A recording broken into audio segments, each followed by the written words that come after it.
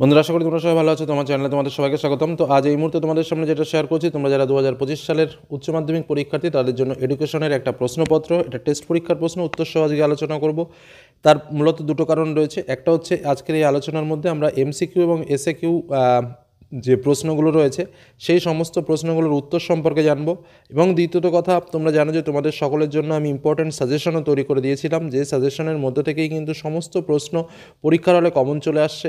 তো স্বাভাবিকভাবে ঠিক সেরকমই একটা প্রশ্ন, যেরকম টাইপের প্রশ্ন তোমরা ওই ফাইনাল পরীক্ষাতে উচ্চ মাধ্যমিক ফাইনালে পেতে পারো, ঠিক সেরকমই একটা প্রশ্ন তোমাদের সামনে শেয়ার করছি। তো চলো প্রশ্নটা দেখে নিই। তো স্বাভাবিকভাবে আমাদের 80 মার্কের প্রশ্ন থাকবে, 3 ঘন্টা সময় থাকবে। তো আমাদের প্রথম যে প্রশ্নটা রয়েছে, দেখো এমসিকিউ প্রশ্ন, কেন্দ্রীয় প্রবণতা নির্ণয়ের সবচেয়ে দ্রুততম পদ্ধতি কোনটি? তো উত্তরটা অপশানে কী কী রয়েছে? মিন, পরিসংখ্যা বিভাজন, মোড নাকি মিডিয়ান। কেন্দ্রীয় প্রবণতা নির্ণয়ের সবথেকে দ্রুততম পদ্ধতি কোনটি, এটা মনে রাখবে। উত্তর হচ্ছে আচ্ছা আমি বললাম না, এটা তোমরা কমেন্টে জানিও, ঠিক আছে। পরবর্তী প্রশ্নতে চলে আসি। 4, 6, 9, 7, 5, 3, 12 স্কোরগুলির মধ্যমান কত? তো স্বাভাবিকভাবে এটার যে মধ্যমান বেরোবে সেটার উত্তর বেরোবে তোমার 6। পরবর্তী প্রশ্ন, রাশিবিজ্ঞানের একটি পরিসংখ্যা 9 হলে ট্যালি চিহ্ন কত হবে? এর উত্তরটা কী হবে? 9 মানে হচ্ছে 1, 2, 3, 4, 5, 6, 7, 8, 9, এরকমভাবে উত্তরটা হবে। এটার আমি টাইপ করিনি, এটা হলো এই। পরবর্তী প্রশ্ন, স্বশাসিত কলেজ গঠনের কথা কোন কমিশনে বলা হয়েছে? অপশান 3 কী কী রয়েছে? Mudaliar commission, Kothari commission, Radhakrishnan commission, জাতীয় শিক্ষানীতি 1986। তাহলে উত্তরটা কী হবে? জাতীয় শিক্ষানীতি 1986। পরবর্তী প্রশ্ন, জাতীয় শিক্ষানীতি 1986 এর সবচেয়ে উল্লেখযোগ্য সুপারিশ কোনটি? অপশানে কী কী রয়েছে? নবোদয় বিদ্যালয়, অপারেশন ব্ল্যাকবোর্ড, বয়স্ক শিক্ষা, চাকরির সঙ্গে ডিগ্রির বিচ্ছেদ। জাতীয় শিক্ষানীতি 1986 এর সবচেয়ে উল্লেখযোগ্য সুপারিশ যেটা হচ্ছে সেটা হচ্ছে চাকরির সঙ্গে ডিগ্রির বিচ্ছেদ। পরবর্তী প্রশ্ন, কর্মের জন্য শিক্ষা হলো বৌদ্ধিক শিক্ষা, নৈতিক শিক্ষা, শিক্ষায় সক্রিয় অংশগ্রহণ নাকি পারদর্শিতার শিক্ষা? উত্তরটা কী হবে? কর্মের জন্য শিক্ষা হলো পারদর্শিতার শিক্ষা। পরবর্তী প্রশ্ন, একটি মাল্টিমিডিয়ার উদাহরণ হলো অডিও ক্যাসেট, দূরদর্শন, রেডিও নাকি টেলিফোন? উত্তরটা কী হবে? উত্তরটা হচ্ছে দূরদর্শন, মাল্টিমিডিয়া। পরবর্তী প্রশ্ন, সি বুদ্ধির সংজ্ঞা দিয়েছেন মনোবিদ কি? হেব, স্ট্যানফোর্ড, ভার্নন নাকি থর্নডাইক? উত্তরটা কী হচ্ছে? উত্তরটা হচ্ছে ভার্নন। পরবর্তী প্রশ্ন, আর্ট টাইপ পরিবর্তনের নামকরণ করেছেন কে? স্কিনার, প্যাভলভ, থর্নডাইক নাকি ভার্নন? তা আর্ট টাইপ পরিবর্তনের নামকরণ করেছেন স্কিনার। পরবর্তী প্রশ্ন, জাতীয় সাক্ষরতা মিশন স্থাপিত হয় 1988, 1968, 1978 নাকি 1952? জাতীয় সাক্ষরতা মিশন প্রতিষ্ঠিত হয়েছিল 1988 খ্রিস্টাব্দে। পরবর্তী প্রশ্ন, মুখ ও বধিরদের শিক্ষা পদ্ধতি হলো কোন পদ্ধতি? ব্রেইল পদ্ধতি, ওষ্ঠপতন পদ্ধতি, শব্দ নির্ভর পদ্ধতি নাকি সক্রিয়তা ভিত্তিক পদ্ধতি? উত্তরটা কী হবে? উত্তরটা হচ্ছে ওষ্ঠপতন পদ্ধতি, মুখ ও বধিরদের। পরবর্তী প্রশ্ন, মৌখিক পদ্ধতির প্রবর্তক মৌখিক পদ্ধতির প্রবর্তক কে? অপশানে কী রয়েছে? প্রিয়ার, তারপর হচ্ছে জোয়ান পাবলো বনে, লুইস ব্রেইল, জন ডিউ। মৌখিক পদ্ধতির প্রবর্তক কে? উত্তরটা হচ্ছে জোয়ান পাবলো বনে। পরবর্তী প্রশ্ন, আঞ্চলিক সাক্ষরতা দিবস পালিত হয় 5 সেপ্টেম্বর, 8 সেপ্টেম্বর, 2 অক্টোবর নাকি 15ই ডিসেম্বর? তো উত্তরটা কী হচ্ছে? 8ই সেপ্টেম্বর। পরবর্তী প্রশ্ন, শিখনের শেষ স্তর কোনটি? পুনরুদ্রেক, জ্ঞানার্জন, প্রাত্যভিজ্ঞা নাকি ধারণ বা সংরক্ষণ? উত্তরটা কি? প্রত্যভিজ্ঞা, শিখনের শেষ স্তর কোনটি বললাম? প্রত্যভিজ্ঞা। পরবর্তী প্রশ্ন, কোন বিদেশি শিক্ষাবিদ বিশ্ববিদ্যালয় কমিশনের সদস্য ছিলেন?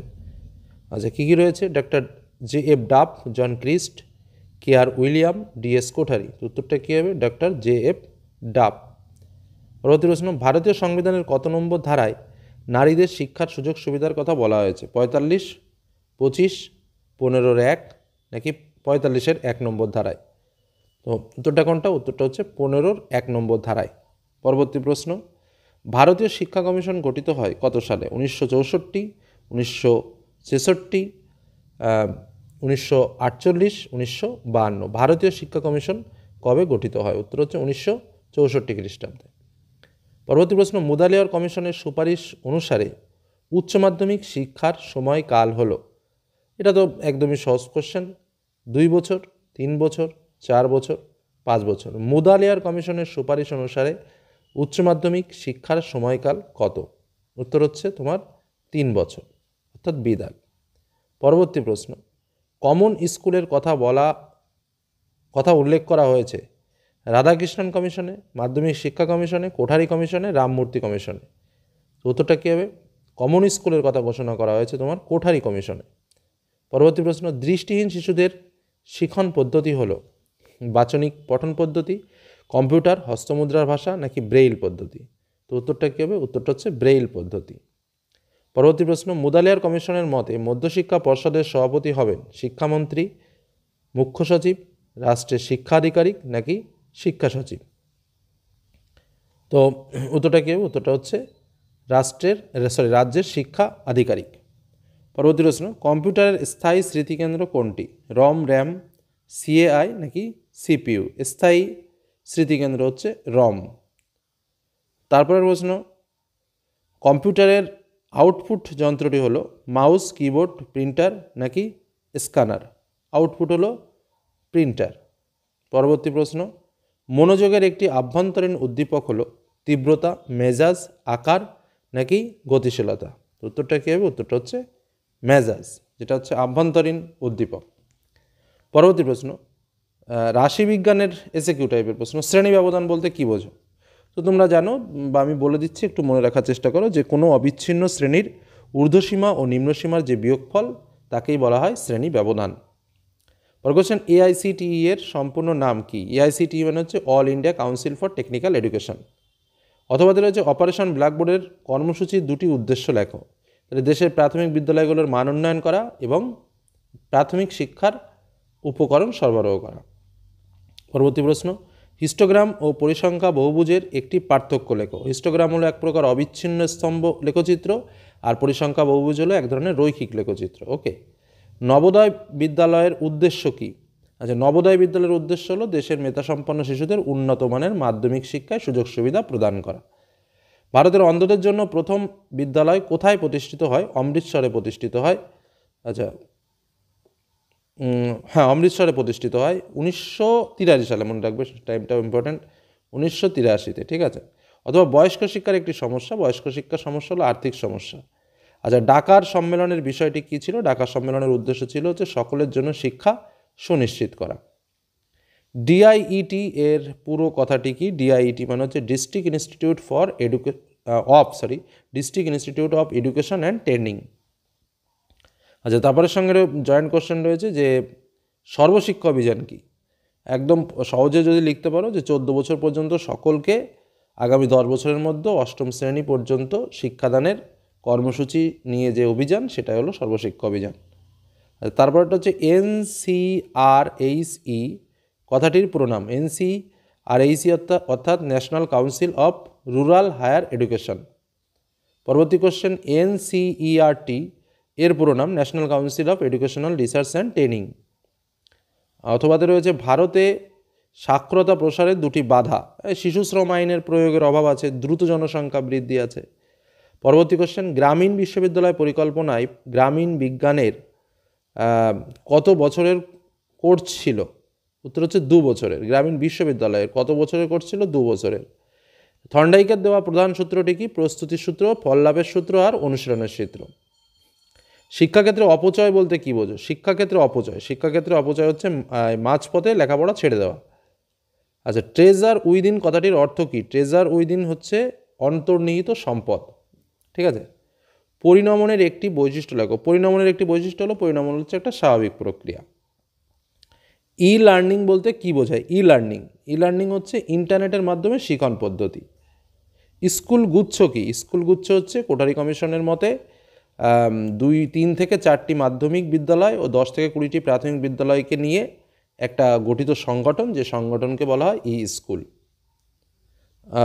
ঠিক আছে। স্কুল গুচ্ছ, যেটাকে বলা হয় স্কুল গুচ্ছ। বুদ্ধির একটি বৈশিষ্ট্য লেখো। বুদ্ধির বৈশিষ্ট্য হচ্ছে ব্যক্তিকে নতুন পরিস্থিতিতে অভিযোজনে সহায়তা করে। আচ্ছা, ডিটিপি এর পুরো নাম হচ্ছে ডেস্কটপ পাবলিশিং, ঠিক আছে। পরবর্তী কোশ্চেন, শিক্ষাক্ষেত্রে 3R এর গুরুত্ব কি? এর অর্থ 3R মানে হচ্ছে রিডিং, রাইটিং, আর একটা হচ্ছে অ্যারিথমেটিক, ঠিক আছে। তারপর হচ্ছে বিদ্যুতের প্রয়োজন হয় না এমন দুটি শিক্ষা প্রযুক্তির নাম। মডেল, চার্ট, হ্যাঁ। অথবা ক্যাটলের মতে বুদ্ধি কত প্রকার ও কী?